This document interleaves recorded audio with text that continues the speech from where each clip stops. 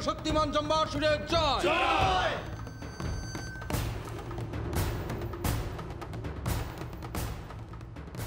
জয় আমাদের হবেই অসুররাজ। এতকাল শ্রীলক্ষ্মী শ্রীযন্ত্র স্বর্গ রক্ষা করছিল, আমি তা কৌশল করে মর্তে এনে ফেলেছি। আমরা স্বর্গ আক্রমণের জন্য সব দিক থেকে প্রস্তুত।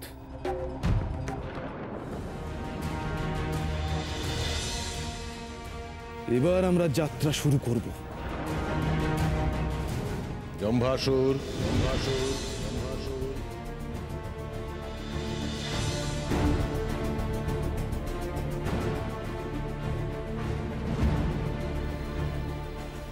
প্রণাম গুরুদেব।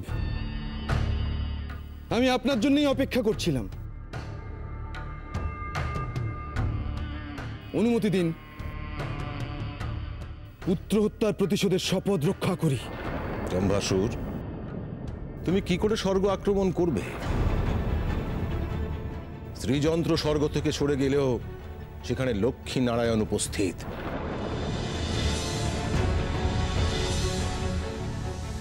তাদের তেজে তুমি দগ্ধ হবে জম্ভাসুর।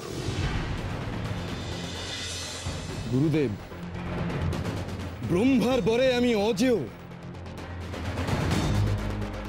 দেবতাদের কেউই আমাকে পরাজিত করতে পারবেন না। সে তো যুদ্ধ হলে তবে। ইতিপূর্বে বহুবার নারায়ণ ভিন্ন ভিন্ন কৌশল অবলম্বন করে অসুরদের বিভ্রান্ত করেছেন। আমার তো মনে হয় তিনি যুদ্ধ পর্যন্ত অসুরদের পৌঁছতেই দেবেন না।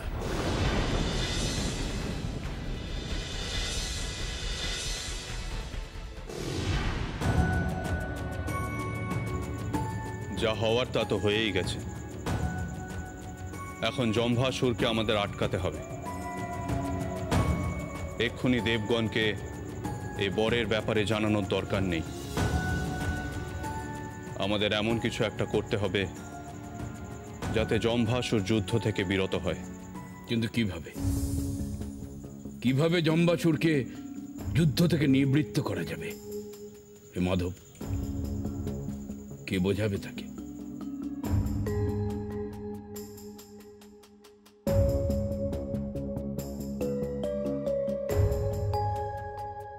একমাত্র শ্রীলক্ষ্মী এই কার্য করতে পারে। অসুর লোকে শ্রীলক্ষ্মী কন্যা রূপে পরিচিত। হয়তো তার কথা ফেলতে পারবে না অসুরগণ। জয় অসুররাজ জম্বাসুরের জয়। জয় অসুররাজ জম্বাসুরের জয়। জয় অসুররাজ জম্বাসুরের জয়। জয় অসুররাজ জম্বাসুরের জয়। অসুররাজ, আমার একটি প্রস্তাব আছে। বলো দেবী অলক্ষ্মী। দেবী হয়েও তুমি আমাদের পক্ষ নিয়েছ। তোমার অনুরোধ যত্ন সহকারে শোনা হবে। অসুর গুরু শুক্রাচার্য কিন্তু ঠিক কথাই বলেছেন অসুররাজ।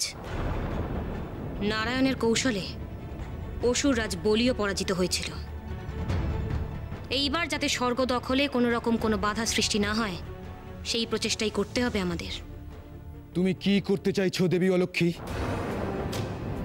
শ্রীলক্ষ্মী যশ, সৌভাগ্য ও সমৃদ্ধির দেবী। যতক্ষণ ইন্দ্রসভায় শ্রীলক্ষ্মীর বেদী থাকবে, ততক্ষণ ইন্দ্রসভায় যশ, সৌভাগ্য ও সমৃদ্ধি অটুট থাকবে। তাহলে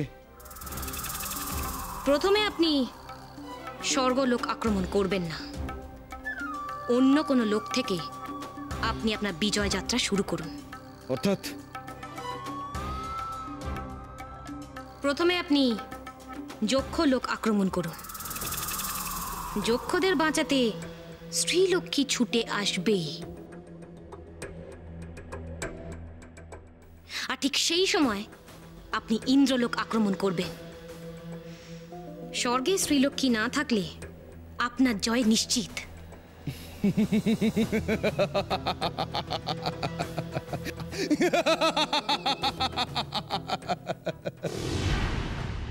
তুমি আমাকে হাসালে দেবী অলক্ষ্মী। যে জম্ভাসুর ত্রিদেবকেও ভয় পায় না, সে কিনা একজন দেবীকে ভয় পাবে। শ্রীলক্ষ্মীকে তুচ্ছ জ্ঞান করবেন না অসুররাজ।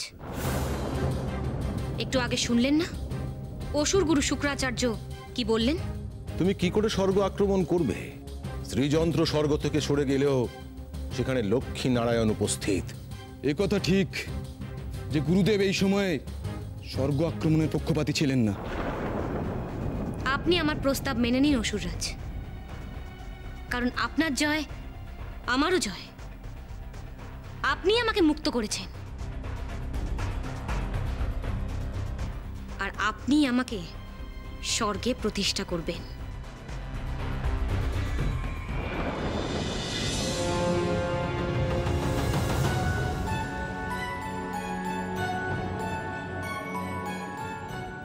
হ্যাঁ অসুরগুরু, নীলপদ্ম। নীলপদ্ম সব স্থানে পাওয়া যায় না, তাই আমি আপনার জন্য সংগ্রহ করে আনলাম।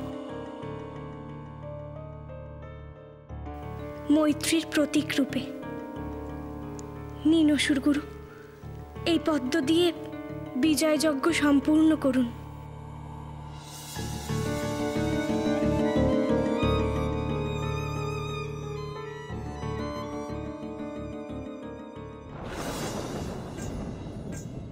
দেবী, সমুদ্র মন্থনের সময় আমি তোমাকে অসুর কন্যা রূপে স্বীকৃতি দিয়েছিলাম, কিন্তু সমুদ্র মন্থনের পরেও অসুররা বঞ্চিতই রইল।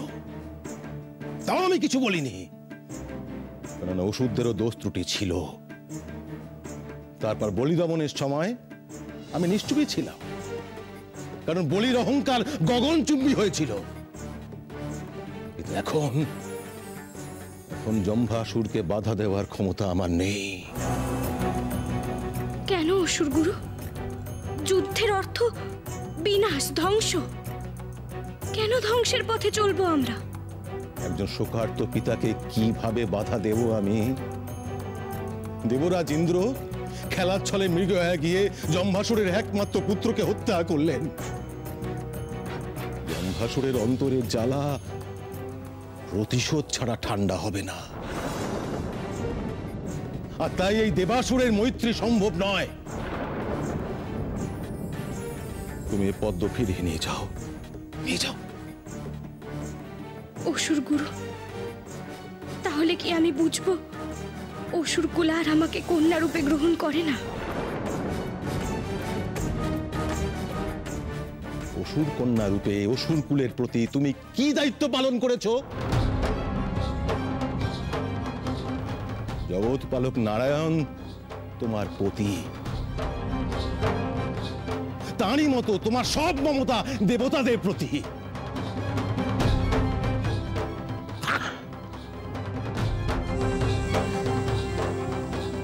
ফিরে যাও দেবী শ্রীলক্ষ্মী, তুমি ফিরে যাও, ফিরে যাও।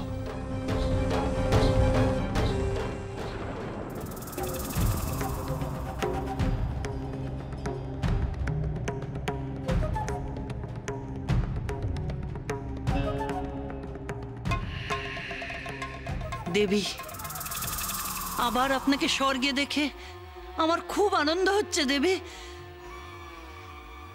এই ঘটনা আমি চিরকাল মনে রাখবো জরতি। জম্ভাসুরের এই উপকার আমি কোনোদিনই ভুলবো না। আর তুমিও তোমার কাজের পুরস্কার পাবে অসুররা এই যুদ্ধে জিতলে।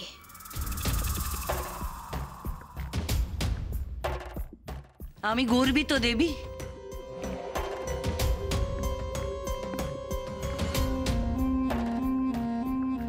এবার তুমি যাও যক্ষপুরীতে জরতি।